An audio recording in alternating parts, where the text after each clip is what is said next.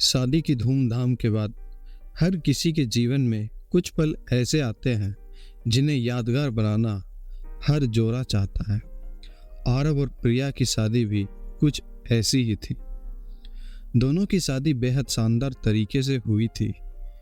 दिल्ली के भव्य होटल में शादी का आयोजन किया गया था, जहां दोनों के परिवारों ने मिलकर हर रस्म को पूरी श्रद्धा और उल्लास के साथ निभाया था। आरव और प्रिया एक दूसरे के लिए बने हुए लग रहे थे।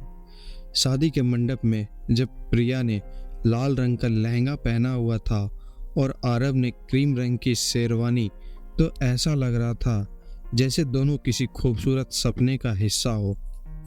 एक दूसरे को देखकर उनकी आंखों में चमक थी।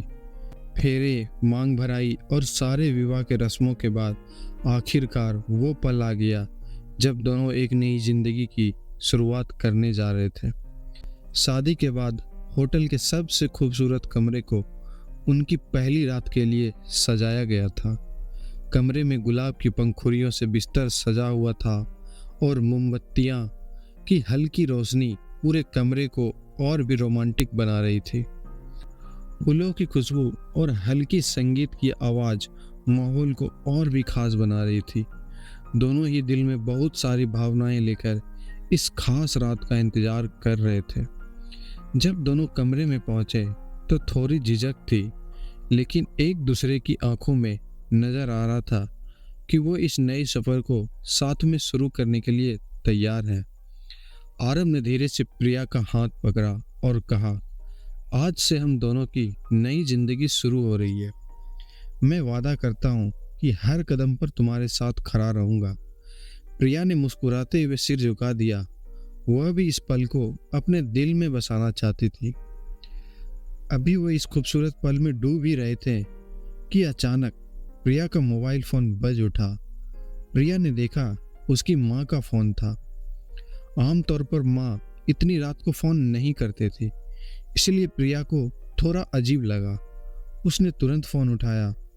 दूसरी तरफ उसकी माँ की घबराई हुई आवाज सुनाई दी, प्रिया, तुम्हारा भाई रोहन बहुत बीमार है।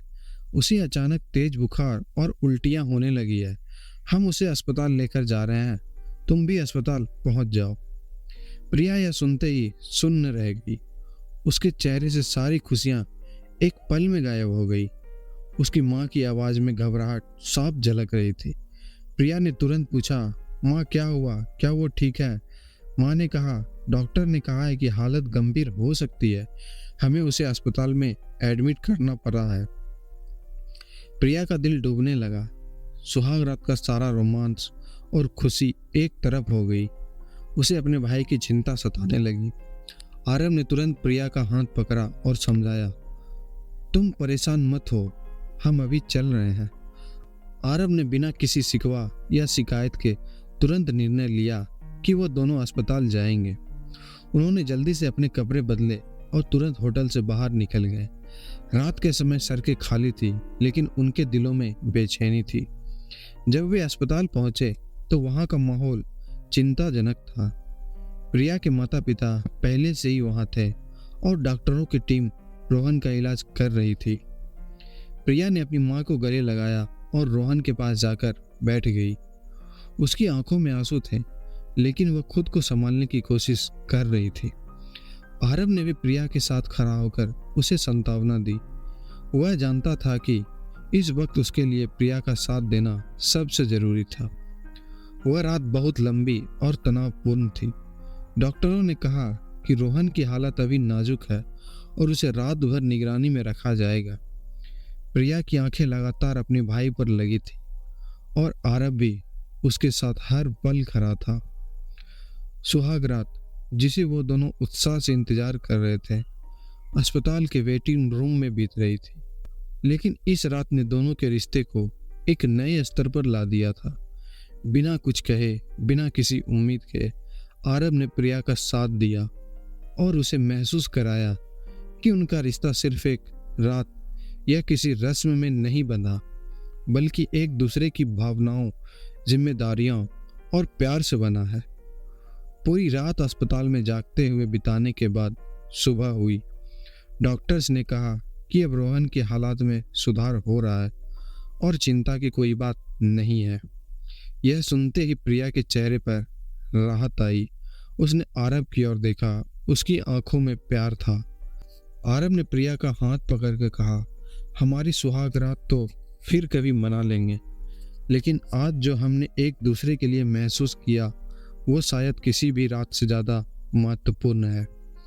प्रिया ने मुस्कुराते हुए सिर हिलाया और कहा, हाँ, आज मैं समझ गई हूँ कि असली प्यार वही होता है जब आप बिना कुछ कहे, बिना किसी उम्मीद के सिर्फ एक दूसरे के साथ खड़े होते हैं।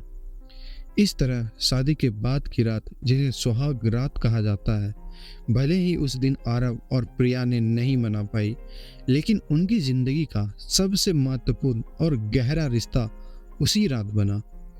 प्यार, समझदारी और एक दूसरे का साथ देने का जो सबक उन्होंने सीखा वो उनके जीवन भर के लिए यादगार बन गया। तो दोस्तों, ये थी कुछ हमारी आज की कहानी। उम्मीद करता हूँ कि आपको ये कहानी पसंद आई होगी। आपको ये कहानी कैसी लगी कमेंट बॉक्स में ज़रूर लिखिएगा। तो मिलते हैं फिर किसी ऐसे ही कहानी के साथ।